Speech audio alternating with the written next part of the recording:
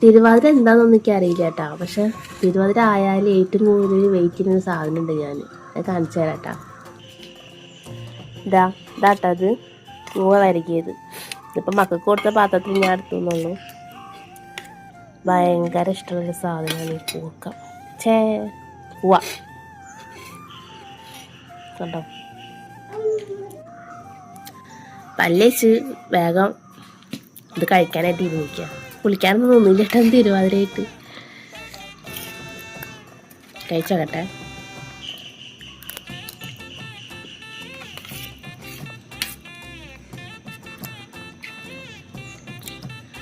ഉണ്ടോ നല്ല ടേസ്റ്റ് പോവുക.